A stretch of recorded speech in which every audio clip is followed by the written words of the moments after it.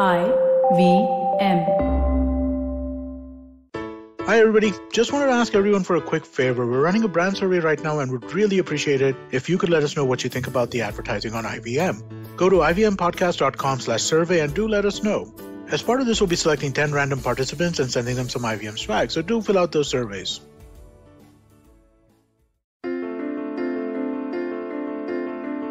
This is Storytellers and Storysellers live on tape. You're listening to Vineet Kanabar on the IVM Podcast Network. Today's episode is one for the audiophiles, but not just for the audiophiles. It's for anybody who's interested in finding out how sound technology has really grown in the past few years or so. Joining me on the episode today is Ashim Mathur. Ashim heads marketing for Dolby at the APAC level, and he's been with Dolby for over a decade in one of the most exciting times for entertainment. I'm so glad that Ashim sir, you've made time to talk to us on this episode today. Welcome to the show. Thank you, Vineet. Really excited to be here. Thanks for inviting me. Glad to have you.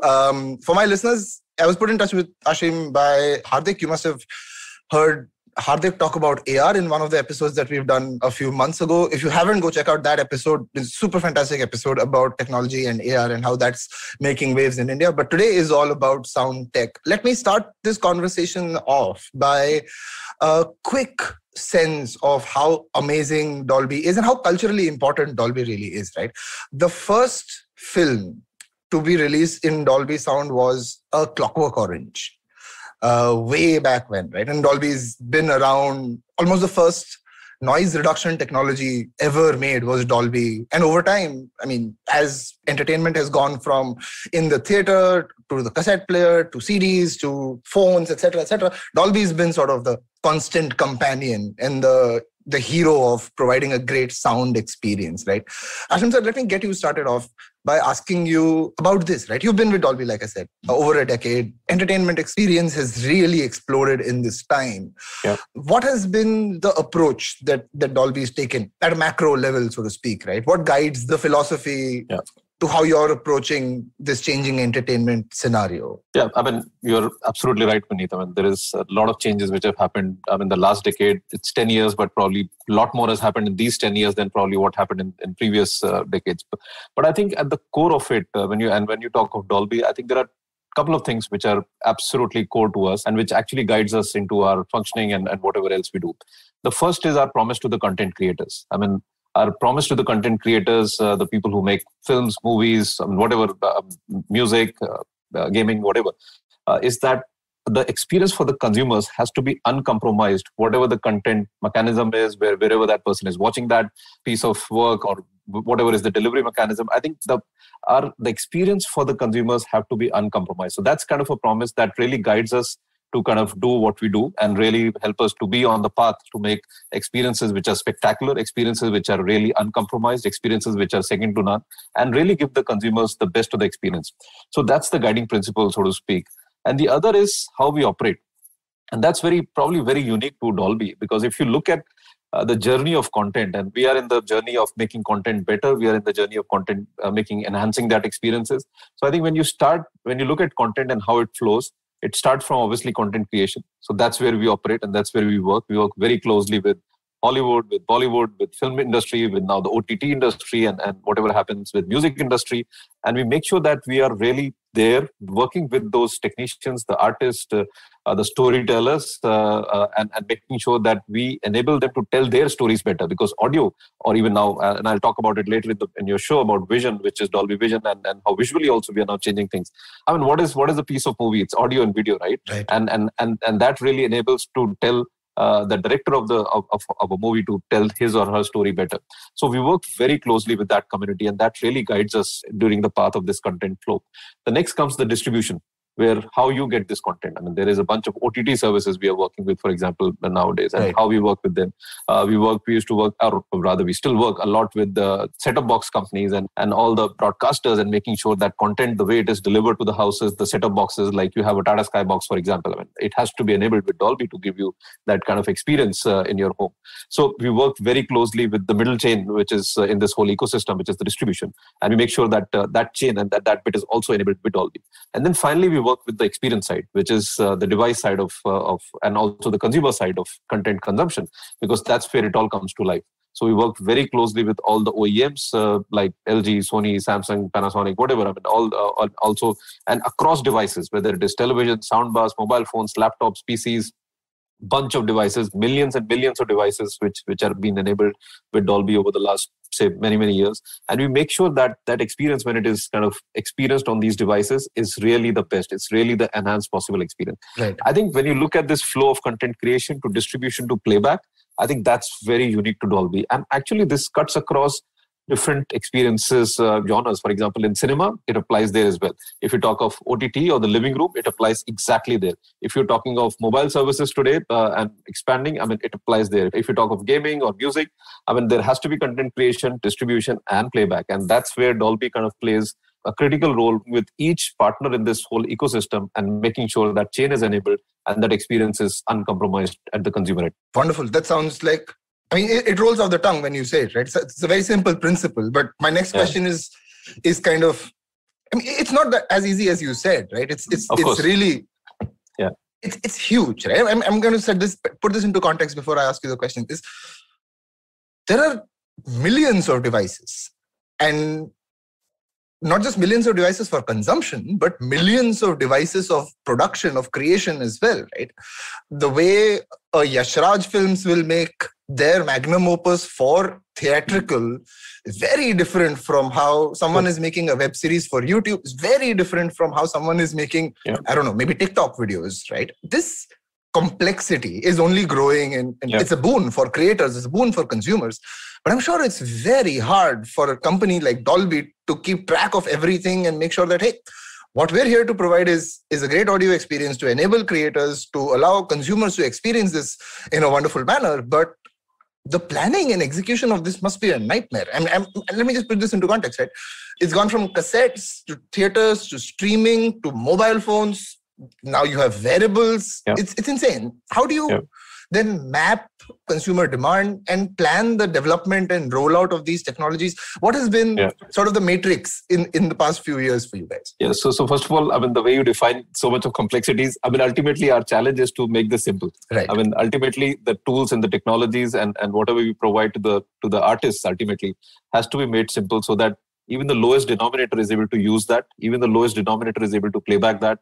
And of course, you can scale it up in terms of whatever else you can build up on that. So I think what we do from our side, from a technology or purely from a backend perspective, we make sure that our tools and technologies and these assets are available to a wide bunch of studios or artists or technicians and directors and sound designers, colorists. And we do a lot of work with these guys in not just making them to know that these are the tools and the technologies which exist, but we work a lot at that stage to really enrich their experiences, to make sure they're equipped to handle this. Right. We work a lot on the education part of it, training. So that's a never-ending process for us. I mean, as and when new technologies come up, we really spend a lot of time with our technicians and with our content engineers to make sure that they work very closely with the industry to make sure this technology is imparted. This education is actually passed on in the right way. And then people start working on this. I mean, for example, just to give you an example, when we launched Dolby Atmos in cinemas in India, maybe in 2012, December, there was one movie, two movies here and there, maybe one in Bombay, one in Chennai. I mean, that's how these things starts. One studio came up in Bombay. But then when you really start getting momentum and screens start coming up, when you really train a lot of technicians, and when somebody really does a work in that technology. For example, when the first movie started coming, people get to know those technologies better. And when they do this next time, of course, there is a much improvement. And then it's a function of, as you said, I mean, of course, there is a large mass of content which is getting produced. But ultimately, the people who are actually making them or mixing these titles, for example, from an audio perspective, are really trained and accustomed doing this as a technology. And then it becomes, I mean, a part of the whole jing-bang of creating a big movie and audio post-production or even on the coloring side. So I think it's a part and parcel of knowing this technology, doing this multiple number of times and really doing it the best way possible. And there are a bunch of infrastructure things which we also work closely, making sure the studios are equipped, the studios are enabled, and the technicians who are working there are really in the know to make these, to use these tools in the right way possible. And ultimately, it has to be simple. Ultimately, as I said in the beginning, you have to make sure that the story the content creator is trying to convey to the audience, that ultimately that is enhanced and that storytelling has to be improved. Otherwise, there is not a lot you can do with these technologies. Ultimately, the audio, I mean, director, when he or she has this vision of creating, say, that scene or whatever they're doing, I mean, audio plays a big role. And when they can envision this in Dolby Atmos, and when it gets replicated on the big screen, that's what our job is, to make sure this technology helps these storytellers to tell their stories in a better way. I love it, absolutely. And I think given the way advancements in sound technology have happened over the past few years, I think movie makers or content creators have also started treating sound differently, right? Like a movie like A Quiet Place, or especially in horror, is something that I've seen, that sound treatments have gone through the roof, right? In fact, I'll give you an example. Closer home, say Bahubali. When Bahubali came up, the part 1 and part 2, audio was a big part and parcel of the overall experience. Of course, it was grand, it was big, it was beautiful. But then audio played a massive role. When you saw the, I don't know if you saw that in Dolby Atmos, but if you did, you felt that you were a part of that action. You were actually in those action sequences. You could actually see. Absolutely. The other movie which I remember just offhand is Uri, for example. A couple of years back, which released. they really use sound in such a fantastic way. You can actually see, if you remember the opening scene, when there is a bullet which goes on right from your right ear or left ear, whatever it was, it's the target. You can actually feel that you were there and something was happening just around you. So that's the immersion, that's the realistic experience this technology is able to bring. And that's how these content creators are able to use this technology to tell their stories better. I think that's the important point here, that technology has to be, first of all, simplified and make sure that it is used in the right way to really enhance the experience or tell the story better to the consumers. I love it. I will come to the product suite in a second, but what's interesting to me is that, and again, it's very personal perspective in terms of what I've seen consumers of entertainment value in India, right? We value stars, we value story to an extent, we value characters. But it feels like to me that the first time you step into something that's done in Dolby, that's the first time you really value sound. Yeah. Is that consistent with the feedback, or consistent with the consumers, with what the consumer is saying when they experience this? What has been the consumer feedback? It's a day and night difference most of the times, because we are used to watching entertainment the way it is. For example, during the time when we were watching standard definition TV, even though we spent the big money buying big TVs, whatever was available that time, but ultimately your signal was standard definition. It cannot go beyond what it was capable of. And then when people suddenly saw HD, suddenly they said, oh, this was possible, this was available, we didn't know about it. And the same thing happens when you, believe me, the same thing happens when you watch a movie in a standard theater and compared to a Dolby Atmos theater, or even in a living room. If you are watching any show nowadays on OTT, which is, of course, coming in just out of your television, but if you connect a soundbar, which is equipped to handle, say, 5.1 or Dolby Atmos, suddenly the whole thing changes. Suddenly your experience goes up few notches, and then you realize that what you were missing, it was always available, and this is what you were missing. We have had many case studies, for example, cricket or sports, when it came in 5.1 few years back, there was a huge difference. You suddenly felt that you don't need to go to a stadium. Of course you can go, but you can really get that experience sitting on your home, and when you're watching, enjoying with family and friends and whatnot, you are really getting that realistic experience, and where you can hear the spectators, the commentary, and what else, whatever else you need in that game. So that's how people really get used to it. Audio, you're right. At times it is, you can't touch and feel it. But initially, many years back, we used to do a lot of these exit interviews, people coming out of the Atmos screens. Of course, and when you used to ask those questions, everybody consistently used to say, yeah, this was something different, something better. Articulation might have been difficult, that, okay, what was better or what this, but the best part was when we used to speak to our exhibitor partners, they were getting repeat visitors. People were coming back to the same screen because the last experience was really good. And of course, the only thing which probably changed in the last experience was audio, because it was a new screen or whatever. So those are the, I think, subconscious things which comes to people's attention when they're watching something in a better experience. And then they don't want to go back. Nobody would like to go back to standard definition. Similarly, people will not like to watch an experience which is not in, say, any of these new technologies. So you're right. Consistently we observe this feature in consumers, whether it is in cinemas or living room or even mobile nowadays. Yeah. Let me ask you this, Ashim sir.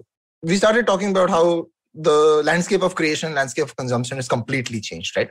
What I've also tracked is that Dolby now has a suite of products that service each of those markets, right? There's Atmos, there's Vision, there's surround sound, there's also Dolby On, which is the app for creators, right? I'm going to start small. Just assume I know nothing about Atmos, right? Can you explain to me, like I'm a 5-year-old, what Dolby Atmos is? Sure, what it does? So let me start with let me take a couple of steps back in that. So let me start with stereo mono sound, which is one single channel sound. So for example, and for the audiences, just imagine you are sitting in a cinema theater and the sound only comes from the screen. Now that's the center channel. That's just one track sound that was called mono sound. And then you split those sounds into two, which is right side or the left, which is stereo sound. I mean, generally people said it was stereo, but what is stereo is it's 2.1 or right. The one is the amplifier. So right channel and the left channel sound. Then came surround sound. I mean, that was a revolution in sound when surround sound came up many years back. And which meant that, of course, you had the center channel, the right channel, the left channel. But you also had two back channels on the right side of the ear and on the left side, but sound came from behind. I mean, that was a big revelation because suddenly the sound was coming from 5 different directions. And actually that stayed in at least in cinemas for a number of years. Right. But the challenge when we used to speak to the creators was that the sound was constrained. The sound had to come from those specific directions.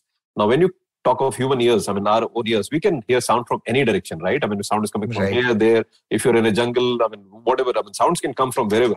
And that prompted us to get onto something called Dolby Atmos, which actually broke the barriers of channels of sound. So the sound can be placed like an object anywhere in the 360 universe around you. Right. And that gave the content creators a lot of freedom to use sound. If the sound if it was a rain sequence, previously the sound was flat. I mean, it can't come from the top. So now if it is a rain or a thunder or whatever, or a helicopter or an aeroplane, I mean, the sound can be placed right on top of your head. Right. And if you go to Atmos screen today, you'll actually see speakers on the roof, which never existed, say, a few years back, because there was no need and there was no technology to kind of use that. But now the sound is 360.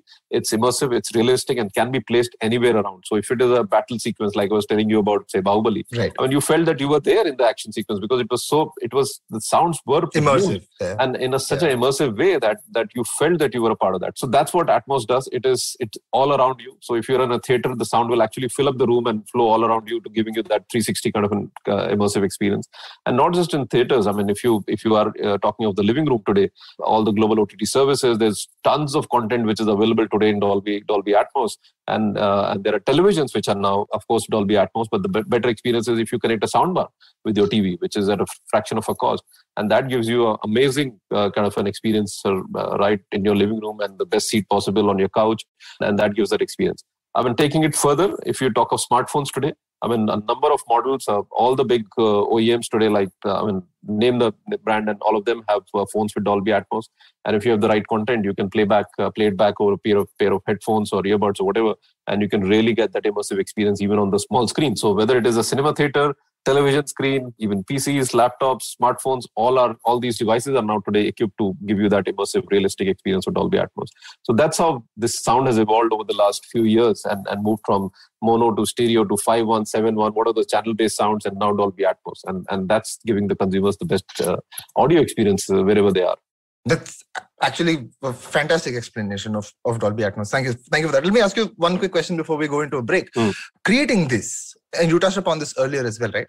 It's not like a sleight of hand thing. It takes planning and effort and training. And from the creator's side, it takes increased investment. From the distributor side or the theatrical side, or it takes, again, increased investment, planning, setting it up. Even for, when you said the OEM manufacturers or TV guys, while plug and play drivers like a soundbar, etc., could be possible to do, if you're going to make Dolby native to your experience in that sense, or experience delivery in that sense, it takes a lot of planning, right? What's the pitch like, or what's the process like, getting these guys to get on board? I'd love to know how that really works. If you can talk to us specifically about creators and about technology companies, maybe. What's the pitch and the process like for these guys? Yeah, I think first the starting point is, of course, getting this technology out. I mean, getting to make sure that we do a number of live demos or talking about technology in various forums, symposiums, making sure that we reach out to the right people who are ultimately going to use it. And a lot of these times, it's a chicken and egg. I mean, for example, linking it back to a real example, like when Atmos was launched, when you go to a content creator, they would ask, where are the screens? I mean, even if we invest, even if we do all this, even if we do all the hard work, we get to know the technology, we have the right tools, but where will it play back? Okay, fine. Right. But when you go to a screen, they will say, okay, fine. You are asking us to invest, we'll do this, we'll upgrade the speakers, amplifiers, whatever else, but where is the content? So a lot of these times, it's a function of chicken and egg, and there is no right answer or a wrong answer in this. I mean, you have to just try both sides, and slowly you have to build the confidence and the trust that yes, this technology is there to stay. And ultimately, it boils down to the consumers. I mean, finally, okay, you have one screen or two screens, maybe one title, two titles. I mean, slowly you start building this whole piece up. And then when consumers find value, when exhibitors see repeat visitors, when people are coming back, I mean, ticket pricing is not a prerogative. I mean, few people increase prices, few people keep the same pricing, but if they have more occupancy, it's good for them. Right. So I think ultimately the business of technology comes in there. And when they see the ROIs coming up, people are not, say, afraid to invest or do more.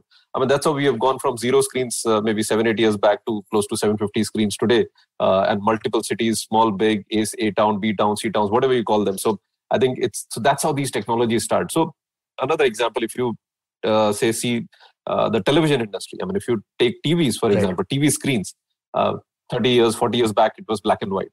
TVs moved to, CRT TVs with color TVs. And then came the plasma TVs, the LED, the LCD, 3D, OLEDs. Now there's so many screens, but if you actually see 4K, 8K, now 12K. There's no limit nowadays. But if you actually see from a content perspective, I mean, even if people had a lot of, say, LCD or LED or whatever they called HD ready or plasma, there was no content. I mean, there was hardly any content unless you buy a DVD or a Blu-ray or whatever. There was hardly any linear content which was there.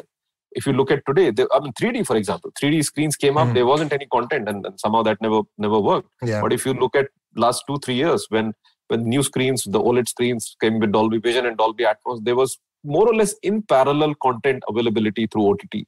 And that really opened these doors because people were buying these screens, there was content readily available, and the experience was kind of absolutely there for people to watch and see. Right. And that really changed a lot of dynamics, how content creation and content, say, availability rather, make sure that more and more screens came up, and it was good it was a relatively easier decision for the OEMs to make sure that they get more screens and more products and more devices, more screen sizes with these technologies, because there was content available. I mean, if they go to market with this technology, there is ready-made content available. This was not the case many years back when they had the screens, but there was no content. So I think different examples, but I think both, if you look at both the chicken and egg on cinema and the current scenarios of say, content availability on the screens, I think ultimately these things have to finally land together. I mean, which is what we try to do, and make sure ultimately the experience for the consumers is enhanced, because none of these people will get this technology on their devices or screens or whatever unless and until it is making some sense to the end consumer. And that's where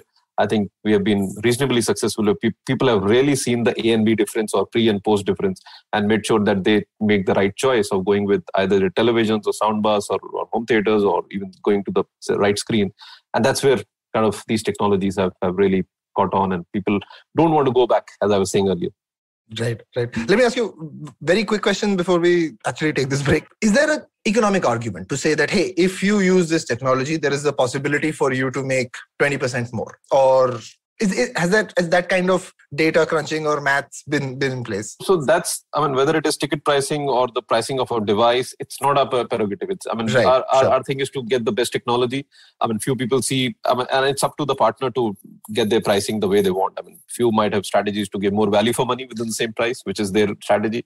Few might increase prices, but we don't come in there. I mean, it's ultimately their call and their decision, and that's how they take the product to the market. Got it. Fantastic. Brilliant conversation with Ashim Mathur here on Storytellers and Storysellers. We're going to be back right after these messages. Hey, everybody, let me tell you a little bit about what happened on the IVM Podcast Network this week. On Cyrus Says, Cyrus was joined by Irfan Pabani, who is an old friend of his. They talk about the rich flavors of Indian food and Parsi food specifically. He was also joined by author and historian William Dalrymple. They discussed literature, history, and the culture of the Indian subcontinent. And let me give you a few quick things to check out. Chuck, aka Deepak Gopal Krishnan of Simplified and the Origin of Things frame, has Rohan Joshi, formerly of AIB, on his show. Also on This Round is on me, Gautam Purohit of Thakur's Bhojnalaya was on the note. Maruk Inayat talks about the cabinet reshuffle. And do check out Global Victoria Tech Talks. We talk about the booming gaming and edutech industries in Australia. Do follow us on Facebook, Twitter, LinkedIn, and Instagram to keep up what's going on the network. And I'd like to finally thank our sponsors on the network this week, Cred, Ciet, and Global Victoria. Thank you so much for making this possible. Back with Ashim Mathur on Storytellers and Storysellers. We're talking about Dolby Audio and how Dolby is creating a richer sound experience across devices. Before the break, we talked about Atmos and theaters and the value chain. I want to ask you about Dolby Vision now. I think by my research, that's a new space for Dolby to get in, right? There is another player with a 4-letter name that has been in this space. I'm talking about IMAX for people who don't know, who's been sort of the dominant player in the visual side of things, right? But with Dolby Vision now, Dolby seems to be getting into that space. What's the vision for Dolby Vision? Yeah, I mean, you're right. But this, when people think of Dolby, they all think of audio. Right. I mean, that's a legacy. That's a rich legacy which we have carried over the last so many decades. But you're right. We came into Dolby Vision because we felt that it's an audio video experience. And okay, we were really enhancing and enriching the audio side of it, but there is still the 50% left, which is the visual side of it. And as most of our technologies, even Dolby Vision originated from cinema. We have a format of cinema called Dolby Cinemas, unfortunately not in India right now. Hope it comes there soon. But we have Dolby Cinemas where both these technologies complement each other, Dolby Vision on the visual side and Dolby Atmos, of course, on the audio side, and in a cinematic format called Dolby Cinema. And that's how this started. That's how it started in US and in multiple countries now across the world. But from our perspective, from an India perspective, I think it rolled very soon onto the living room screens. Right. And that's where the big difference is. I mean, if you go and look out for a television at retail, I would say most of the screens now are with Dolby Vision. And the reason are twofold. One, of course, it's a new technology. And just to give you a small perspective of it, your brightness is amazing. Your contrast ratios are absolutely out of whack. There are tons of colors which were never, which our eyes never saw on the screens, on any television screens, which are now possible on Dolby Vision. So I think the sharpness and the refined details which you actually see on the screens are absolutely mind-blowing. So if you're watching any content on Dolby Vision and if you compare it to something else, it's a huge difference.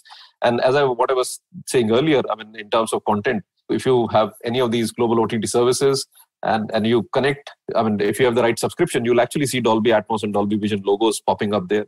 And that gives the consumer the kind of a signal that, yes, this content is available. And there are multiple hours of content now available in different genres. So I think content availability, multiple hours, giving consumers the right choice, and then the price points of devices which are now available. From 16,000, 18,000 to whatever screen size you're trying to buy. That's the big price band where these features these technologies are available. So I think, and the best part is when Dolby Vision and Dolby Atmos come together in a single form factor. So there are a lot of TVs now which are available with these two technologies together, and that creates a powerhouse of entertainment because that's the best visual and audio technology you can get in. And then to complement that, I come back to my core thing, which is content. Ultimately, the differentiation happens out of content, and that is available. And that's, you can have multiple hours of content, as I was saying. So I think it's a mix of all these factors which come together, and ultimately consumers are making the right purchases. And the numbers which you're seeing of these devices growing up quarter on quarter, year on year is just absolutely amazing. That's awesome. I've experienced Dolby Vision a couple of times as well. World of difference in, even when you see a Retina display here on a Mac versus what you're seeing there, a world of difference in what comes through for sure. Let me ask you about Dolby On, actually, the app. The way I understand it, again, I've not used the app, so I'd love for you to, again, explain to me like I'm a 5-year-old. What's the vision? I think, to me, it seems like it's an effort to diversify the offering for even smaller creators, right? People who are creating either at their home or on their phone and stuff like that, right? But how's that been? What's the thought process behind that? No, you're right. I think if you talk of casual recordings, all of us are directors and musicians in our own right. And we use just one device, which is a smartphone or a tablet or whatever, predominantly a smartphone. Right. And we thought that I think we should have a simple thing for people to use at their convenience and with their capabilities. But at the same time, make sure that whatever they're capturing or recording or even putting it on social media is really the best possible, whatever is the, limits of the device and the technology. And that's how kind of Dolby On came up. And I think it came at a time when we were getting into a lockdown. So it was not planned like that, but unfortunately, or whichever way it happened like that. And we saw a lot of artists, a lot of musicians started using that app, because when you actually record, the capability of the app is it will clear a lot of unwanted, like for example, we are having this discussion today. If it was on Dolby On, maybe it will eliminate all my background noises which are coming, maybe the fan or something else. So it will really bring your dialogue or the music or the real piece really, really well. I'm going to talk to my producers to start using that right now. And so I think, and the best part is when you record in Dolby On, of course, that is amazing quality. And then you can connect it to your social media. And there were live streaming events which are happening, and which we realized, and artists who obviously couldn't perform live for as we were in lockdown, and really started doing these online events. So I think that was really cool, and a lot of say content actually originated on Dolby from them. So I think it's a tool for people to use, record their whatever music or even other sequences, and in the best possible way, and in a simple, convenient way, and then pass it on to their loved ones when they connect it on to the any social media. Right. Ashwin, I want to ask you, as we bring this around to a close, I want to ask you about Dolby's plans for India specifically. Right? It's, again, a massive market. Yeah. The entire world is looking at India as the next entertainment driver, right? Whether it's audio streaming apps, whether it's video streaming apps, whether it's technology companies. Where are you in Dolby's plans for India? What does the next 3 to 5 years look like? What's exciting you about it? And where does it go from here? Oh, of course, India is, as you rightly mentioned, for all the right reasons. It was always one of the important, say, countries for us in the global landscape for Dolby. It's even getting even more important because, I mean, if you look at the device story and the device growth, especially if you look at India is a mobile-first country, as we all know. Right. I mean, the number of devices which are being shipped, especially smartphones and even televisions, I mean, we are upgrading our screens. I think that's a huge opportunity for Dolby to make sure that the content, say, playback side and the experience side of the consumers is really enhanced in the best way possible. And that presents us a massive opportunity. At the same time, if you have to really make that business strong and big and even more deeper, we need to make sure and work more strongly with the content creation. And that's one of another big area which we focus in India, and make sure that we work day in and day out with content creators, with OTT services, with even broadcasters, and make sure even, of course, and cinema creators to make sure that the content which is enabled and created is actually in our formats. Few new things which recently started from our side as far as India is concerned is on music. I mean, of course, movies and a lot of these shows were in Atmos, but music, we have just started Dolby Atmos Music, and there are a few services which are available. There's a lot of action which is happening. A lot of artists are now creating their songs in Dolby Atmos Music. So I think that's going to be another big focus area for us as we move forward and bringing more enhanced experiences for the consumers. Another important area, which is, I would say, small but starting, is something what we're doing right now is actually podcasts. Right. So we are getting a number of podcasts in Dolby Atmos and making sure that we build up this business as podcasts really become relevant and important for masses and consumers, and how we really enhance more value, even if it might be a dialogue or whatever else. But we make sure that even podcasts, we have one service right now which is in Dolby Atmos in India. So these are the new things which are now coming up, and we are really excited from the initial response and the feedback which we've got, both on the industry side as well as on the consumer side. And we feel there's huge amount of scope still for us to grow in all these technologies, both on the content creation side and then, of course, on the experience and the playback side. So you're right. I mean, we are absolutely excited with the opportunity which is India, and we make sure that we bring more and more enhanced experiences for the consumers. Wonderful. To round this off, I want to ask you a little bit about your story and your personal journey and some notes for my listeners from it, right? It's such a complex ecosystem that we work in. Like while we work in entertainment is now also technology, it's also distribution, it's also so much. Right? How do you stay on top of all of these developments, and what are your sort of personal mantras to navigate this thing and simplify it, like we were talking about, right? If I were to ask you 3 things that Ashwin Mathur has as principles to simplify a complex entertainment ecosystem. I don't know. I think first thing which comes to my mind, and not just me, I mean, this is something which we keep doing is to learn. I think keep on learning and learning fast, and making sure that we adapt, we change, and with the right agility and what is required from the market. Because ultimately all answers lie in the marketplace, and we have to really be close to our partners, to our market, to the consumers, to make sure that we are getting the right feedback in the right time. We are learning in real speed and really making those right changes to make sure that we present ourselves better and what is actually expected. So I think just be close to the partners, because that's our business model. We have to work very closely with our partners. So I think that's very important, and that's what we try to do. Another important is to make sure that we understand the consumers, the right feedback which we get, and make sure that whatever time it takes, we come back with the right solution. So I think those are a few basics which probably apply to any business, I would say. But I think that's important for us to be really connected with our ecosystem, with our partners, with the right trends and how things are shaping up and what we can improve, enhance, and finally present to the consumers. I think ultimately they will decide what's right and what's good and what's not good. So I think that's what we try to do. We do have a lot of challenges, like every business. I mean, there is always a challenge, especially audio, that it's taken for granted, that when you buy a TV, audio to ho gayi. I mean, when you switch on. So yes, there are a lot of challenges of awareness, people not knowing how to get this experience. So those are the challenges which we deal absolutely on a day-to-day basis. And we make sure that we try to impart awareness and education to our consumers, to our partners, to make sure that, yes, this experience is available and this is how you get it in your homes or wherever you are. So I think those are the things which you try to grapple on a day-to-day basis and try to improve and learn and come back in the right way. Fantastic. My last question to you. You mentioned challenges, so I'll start with challenges. But I want you to tell us what has been the biggest challenge in the last 3 to 5 years and what has been the biggest win for Dolby in the last 3 to 5 years. That's a tough one. So I think, let me start with the easier one, the wins, because those are always on top of it. I think first of all, the rollout of cinemas and how Atmos has been really, embraced by both consumers. How many cinemas? So close to 750 odd theaters. Right. And more importantly, around 800 titles in multiple languages, in Hindi, Tamil, Telugu, Malayalam.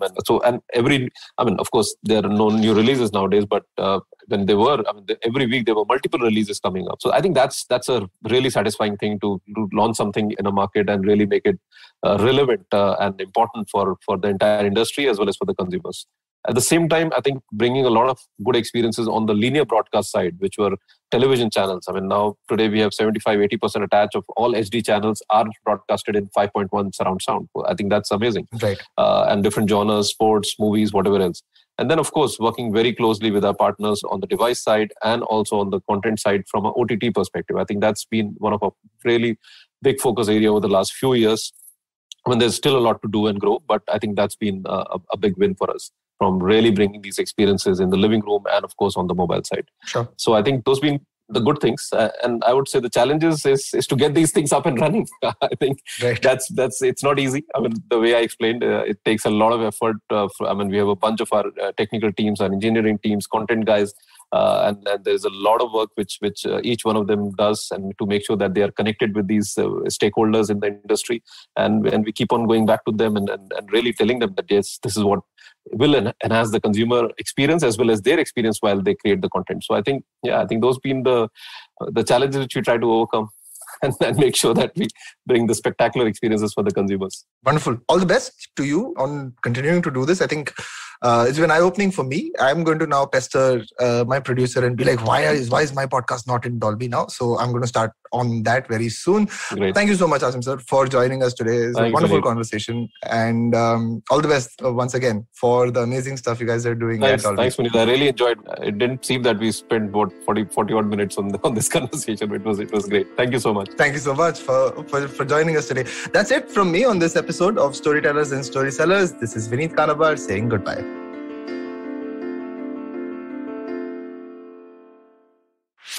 Whether you're an established sports person or a budding one, or simply a sports enthusiast, join us, Tanvi and Shlok.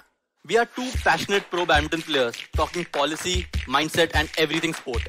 So tune in to The Millennial Athlete every Monday. Only on the IVM Podcast Network. Trust us, it's gonna be lit. From uncensored and unfiltered chats with the who's who of the entertainment industry, I, Siddharth Kannan, bring your very heartcake chat show called Candid Kannan. Tune in every Friday on the IVM Podcast app or wherever you get your podcasts.